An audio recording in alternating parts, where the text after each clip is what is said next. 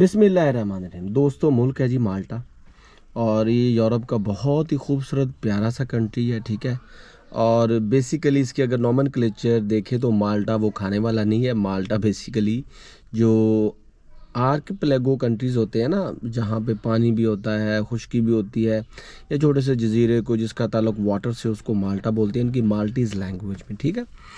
तो जहाँ तक है दोस्तों इसके वीज़ाज़ का ताल्लुक, तो इसके फैमिली रीयूनिफिकेशन वीज़ा है, इसका रिटायरमेंट वीज़ा है, इसका वर्क वीज़ा है, इसका बिज़नेस वीज़ा है, प्लस इसका टूरिस्ट शेंजन वीज़ा है। तो ये सारे वीज़ाज़ हम बात करेंगे। इसके ऑलरेडी मैं रिटायरमेंट वीज़ा को कवर कर चुका हूँ और इसके साथ साथ मैंने टूरिस्ट वीज़ा को भी कवर कर लिया है। आज मैं दोस्तों बात करूँगा इसके स्टडी वीज़ा की। तो प्यारे भाइयों, दोस्तों, सज्जनों, हम मित्रों, माल्टा की जो यूनिवर्सिटीज़ हैं वो तो ज़्यादा नहीं है, मैं आपको भी बता रहा हूँ, कम यूनिवर्सिटीज़ हैं। लेकिन अगर आपके दिल में ये ख्वाब हैं, ये ड्रीम्स है कि आपने यूरोप में जाना है, एंजॉय करना है, वहाँ की किसी भी यूनिवर्सिटी की डिग्री आपको जच जाएगी, सज जाएगी, आपका दिल खुश कर जाएगी, तो मेरा ख्याल है फिर माल्टा इज़ वन ऑफ दैम, ठीक है। माल्टा की करेंसी भी अच्छी है। पढ़ने के बाद यहाँ पे आप तिजारत भी कर सकते हैं, बिज़नेस भी कर सकते हैं, जॉब भी कर सकते हैं, इंग्लिश लैंग्वेज भी चलती है और यहाँ पे माल्टीज़ लैंग्वेज भी है। तो बेटर यही होता है कि आप इनकी लैंग्वेज को भी सीखें। तो जहाँ तक बात है दोस्तों माल्टा के स्टडी वीज़ा की, इसका सी वीज़ा होता है, डी वीज़ा होता है। सी वीज़ा बिलो 90 डेज़ होता है और जो डी वीज़ा है वो अबव 90 डेज़ होता है। वो 6 माह का होता है, साल का होता है, ये 2 साल का होता है। आप यहाँ पे बीएस के प्रोग्राम भी हैं, अंडर ग्रेजुएट्स के भी प्रोग्राम हैं, मास्टर्स के भी प्रोग्राम हैं, प्लस यहाँ पे पीएचडी भी होती है। लेकिन पीएचडी के लोग कम जाते हैं, मास्टर्स तक के ज़्यादा महदूद रहते हैं। तो जहाँ तक इसकी रिक्वायरमेंट का ताल्लुक है ना, तो आपके पास सिर्फ एडमिशन ऑफर लेटर होना चाहिए, प्लस आपके पास पासपोर्ट और बैंक स्टेटमेंट तकड़ी होनी चाहिए, तो बस सब कुछ ठीक है। और as far as other documents are concerned which are very vital while you are gonna apply for Malta visa, तो उसमें आपका पासपोर्ट 1 से 1.5 साल की वैलिडिटी में, अगर उसमें यूरोप का कोई वीज़ा लगा है तो फिर तो आपकी मौज है। उसके साथ साथ जनाब आपके पास पुलिस करैक्टर सर्टिफिकेट होना चाहिए, भाई आप पे कोई जुर्म ना हो, आप सिविलाइज शहरी हो, आप बिल्कुल पवित्र हो, सो देन ओके। उसके बाद जनाब आपके पास होना चाहिए जी बैंक स्टेटमेंट। अगर आप स्कॉलरशिप पे नहीं जा रहे तो 40-50 लाख की बैंक स्टेटमेंट सही है, ठीक है। और जहाँ तक यहाँ पे फीसेस का ताल्लुक है, तो ये समझ लें कि आप यहाँ पे 3 से 4 लाख के अंदर अंदर आप पूरा सेमेस्टर पढ़ सकते हैं, ठीक है। और अगर आप वहाँ पे स्कॉलरशिप को ग्रैब कर लेते हैं तो फिर आप ये भी रीएम्बर्स कर सकते हैं।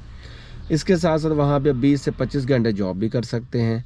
तो जितने पैसे आप लगाएंगे उससे 2 गुना कमा भी सकते हैं, टैक्सी चला सकते हैं, प्लस वहाँ पे किसी होटल पे काम कर सकते हैं, रेस्टोरेंट पे काम कर सकते हैं और जॉब कर सकते हैं। 20-25 घंटे रज के कमाओ। तो जनाब आपकी बैंक स्टेटमेंट भी होगी। अगर आप बिज़नेस करते हैं उसके एनटीएन, ये सारे डॉक्यूमेंट्स, आपकी प्रॉपर्टी के डॉक्यूमेंट्स भी लगा दें अगर आपके पास है तो। इसके साथ साथ भाइयों आपके पास एडमिशन ऑफर लेटर होना चाहिए और आपने अगर किसी प्रोफेसर से या यूनिवर्सिटी के पोर्टल पे अप्लाई किया है, वो तमाम चीज़ें, उनके डॉक्यूमेंटेशन आपके पास हो, हार्ड कॉपी और सॉफ्ट कॉपी दोनों ही। इसके साथ साथ आपके पासपोर्ट और तमाम डॉक्यूमेंट्स की 2 से 3 कॉपीज़ बना लें। और इसके साथ साथ अगर आपके पास कोई पब्लिश रिसर्च पेपर्स हैं उनकी कॉपीज़ कर लें, और अगर कोई अदर अचीवमेंट्स हैं एकेडेमिया से उनकी कॉपीज़ कर लें।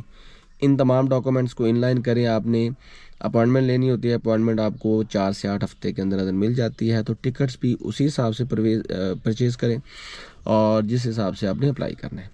अब जनाब आपको अपॉइंटमेंट मिल गई, आपने फॉर्म फिल करना होता है। फॉर्म में आपके स्पेलिंग्स ठीक लिखे होने चाहिए, आपका नाम ठीक होना चाहिए, आपका सर नेम, आपका जो फर्स्ट नेम है वो सही से होना चाहिए। और अगर आपका वहाँ पे कोई जानने वाला है, कोई स्पाउस है, तो उसको भी मेंशन कर दें कि भाई आपका वहाँ पे वो है, तो आपके चांसेस बढ़ जाते हैं। और अगर आपको कोई स्पॉन्सर कर रहा है तो उसका भी पूरा मेंशन कर दें। अब उसका प्रिंट ले लें, वहाँ पे अपना स्पेलिंग्स की गलती ना करें और अपने सिग्नेचर ज़रूर किया करें। अब जनाब आपके वहाँ पे बायोमेट्रिक होंगे, फिर आपके पास तस्वीर भी होनी चाहिए। इन तमाम चीज़ों को जब आप इनलाइन करेंगे तो वहाँ पे जाके आपका हल्का फुल्का सा इंटरव्यू भी होगा। इंटरव्यू में पूछेंगे भाई क्या करने जा रहे हो, किस लिए जा रहे हो, क्या पढ़ रहे हो, क्या सब्जेक्ट है, ठीक है।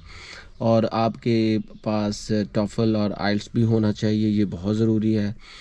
और अगर आपने माल्टीज़ लैंग्वेज सीखी है तो बल्ले बल्ले, फिर पूरा ग्राउंड आपके पास है जनाब, आपने सिर्फ खेलना है। और इसके साथ साथ जनाब आपने इन तमाम डॉक्यूमेंट्स को इनलाइन कर लिए, वहाँ पे जाके बैठ गए, आपका जब इंटरव्यू हो गया आपकी फ़ीस जमा होगी। 150 यूरो से ज़्यादा नहीं है इसकी फ़ीस। अगर आप डी वीज़ा भी अप्लाई कर रहे हैं तो इससे ज़्यादा नहीं है, ठीक है। और अगर आप सी वीज़ा कर रहे हैं, कोई शॉर्ट कोर्स के लिए जा रहे हैं, तो 80 टू 90 यूरो इसकी फ़ीस है, ठीक है।